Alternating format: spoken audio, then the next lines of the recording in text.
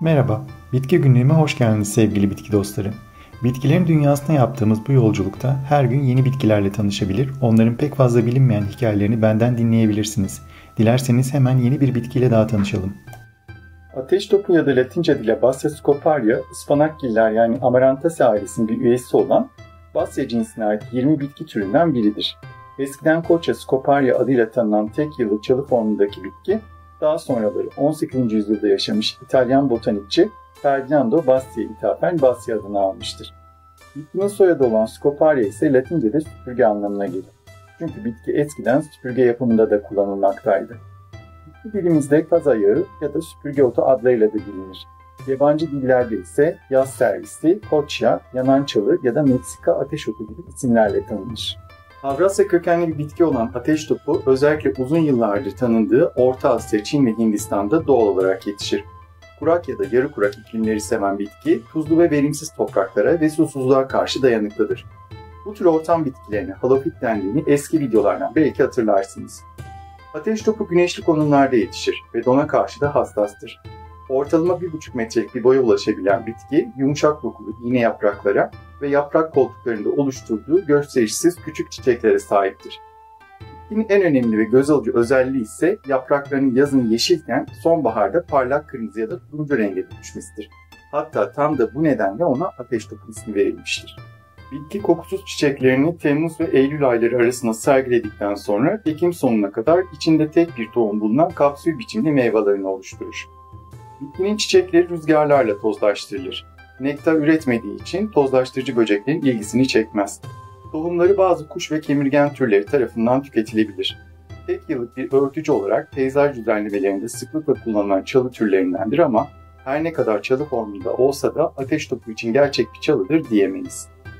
Bitki hayvan yemi olarak kullanılmaz çünkü içerdiği saponin ve oksalatlar nedeniyle zehirlidir. O nedenle bahçesinde bitkileri ısırıp çiğnemeyi seven evcil hayvanları ya da beslediği koyun ve keçi gibi otçul hayvanları olanlar için ateş topu uygun bir bitki değildir. Kazara tüketilmesi halinde karaciğer hasarına ve ışığa karşı duyarlılığa yol açar.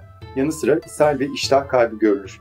Her ne kadar zehirli bir bitki olsa da Japon mutfağında genç sürgünleri zehri giderilerek sebze gibi tüketilir. Bitkinin tohumları da tonburi ya da tarla havyarı adıyla kinoa gibi hazırlanarak tüketilir. Farklı dünya mutfaklarına meraklı bitki dostlarım için tonburinin de basit ama aynı zamanda zahmetli olan tarifini vereyim. Böylece bitkinin zehrinin nasıl giderildiğini de size anlatmış olurum. Öncelikle bitkinin toplanan tohumları yıkanır ve zarları çıkarılır. Soyulan tohumlar daha sonra haşlanarak soğutulur. Son olarak soya sosu, susam yağı ve sirke ile karıştırılarak ve genellikle meze olarak sunumu yapılır. Lif açısından zengin, düşük kalorili, potasyum ve fosfor içeren bir besin olarak ateş topunun tohumlarını tüketmek sağlıklı kabul edilir. Japonya'da tonburi gençlik ve sağlık simgesidir.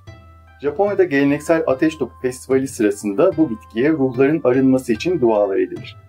Geleneksel Çin tıbbında da idrar söktürücü olarak veya çeşitli cilt hastalıklarının tedavisinde kullanılan bitki, anti-enflamatuar etkisi nedeniyle günümüzde bazı kozmetik ürünlere de eklenmektedir. Çin tıbbında da kötü enerjiyi temizleyen bir bitki olarak görülür. Bitkiyi rüyada görmek, içsel arınma, yüklerden kurtulma ve yaşamda yeni bir döneme geçiş şeklinde yorumlanır. Sabit ve dirençli yapısı nedeniyle toprak elementiyle de uyumlu olarak Boğa burcu ile ilişkilendirilir. Yönetici gezegeni ise Venüs'tür. Fakat bitkinin asıl kullanım alanı peyzajdır ve sonbaharda sergilediği renkler nedeniyle tercih edilir. Yer örtücü, çit bitkisi ya da dolgu amaçlı kullanılabilir. Ateş topu tohumdan yetiştirilir ve oldukça hızlı büyüyen bir bitkidir. Hafif kumlu ve drenajı iyi topraklarda yetiştirilmelidir. Gölgede yetişemez ve gençken düzenli olarak sulanmalıdır. Şekil vermek için yaz başında budanmaya uygundur. Peyzajda en çok tercih edilen yoğun yeşil yapraklı formu Trichophylla ve daha kompakt görünümlü Childsi en çok tercih edilen varyeteleridir. Ateş topunun Çin halk efsaneleri içinde yer alan bir de öyküsü var. Uzun yıllar önce Çin'in kuzeybatısında bir köyde tıbbi bitkilerin sırlarını bilen yaşlı bir şifacı yaşarmış. Halk ona Difuzi yani toprağın çocuğu adını vermişler. Bir gün köyde salgın bir hastalık baş göstermiş ve köylüler dayanılmaz kaşıntılardan ve cilt döküntülerinden şikayet ediyorlarmış. Hiçbir bitki tedavi için işe yaramazken Difuzi rüyasında yakınlardaki dağın ruhu tarafından ziyaret edilmiş. Ruh ona Yarın dağın yamacında süpürgeye benzeyen yeşil bir bitki arayacaksın. Onu bulduğunda kaynat ama suyunu sakın dökme, şifası suyundadır demiş. Ertesi gün Diffuzi gerçekten de dağda dolaşırken süpürgeyi andıran iğne yapraklı bir bitki bulur. Bu bitkinin tohumlarını ve yapraklarını kaynatır ve yaptığı ilaçla köydeki herkesi kısa sürede iyileştirir. Bitkiye de bu yüzden onun adı verilir. Diffuzi, ateş topunun Çin tıbbındaki ismidir. Ancak efsane burada bitmiyor. Kıskanç ve işgüzar bir başka ruh ise bu bitkinin gereğinden fazla güç ve önem kazandığını düşünüp onu lanetlemiş. İşte bu nedenle bitki şifalıdır ama ölçüsüzce kullanıldığında ise zehire dönüşür.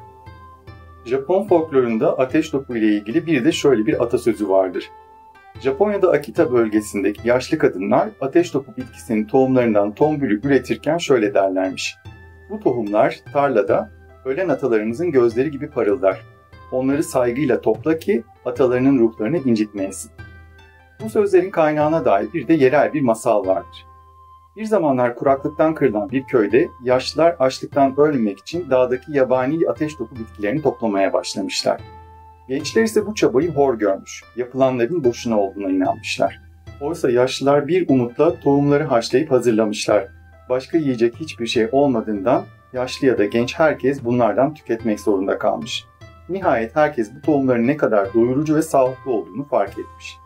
Yaşlılardan biri gençlere, "Siz gençler biz yaşlıları değil aslında doğayı küçümseyip basit olanı hor gördünüz. Ama yine de bakın ki onun sayesinde hayattasınız. Tomburi sağlıktır, sadeliktir, sabrın meyvasıdır" demiş. Ve işte o günden sonra her yıl hasat zamanı yaşlılara minnettarlık göstermek için Japonya'da bir Tomburi Festivali düzenlenmeye başlamış. Sonbaharda sergilediği renk dönüşümüyle ateş topu bitkisi de bize adeta şunları söyler. Tüm yıl boyunca sabırla bekledim. Kimse beni fark etmezken bile ben tam da bugün için hazırlanıyordum. Artık gerçek renklerimi saklanıyorum. Nihayet içimdeki ateşi serbest bırakıyorum. Gerçekten de ateş topu en çok yokluk zamanında, yani yapraklarının döküldüğü yemyeşil renginin solduğu dönemde en parlak renklerine kavuşur. Bana sorarsanız bu konuda ateş topundan alınacak önemli bir ders var. Bazen içinden çıkılmaz görünen sorunlarımızın çözümü hiç de ummadığımız kadar basit ve gözlerimizin önündedir bitki dostları. Ama her nedense bunun farkına varamayız. Bazen de çözümün farkındayızdır ama onu eyleme geçirecek cesareti kendimizde bulamayız. Sürekli bir şeylerden şikayet etmek ama hiçbir şey yapmamak ya da hiçbir çözümü denememek ise bizi yaşadıklarımızdan veya bize yaşatılanlardan sorumlu kılar. Yani sorun her ne olursa olsun çözümü aslında biziz. Daima bir yol bulunur. Yeter ki içimizdeki umut ateşi asla sönmesin.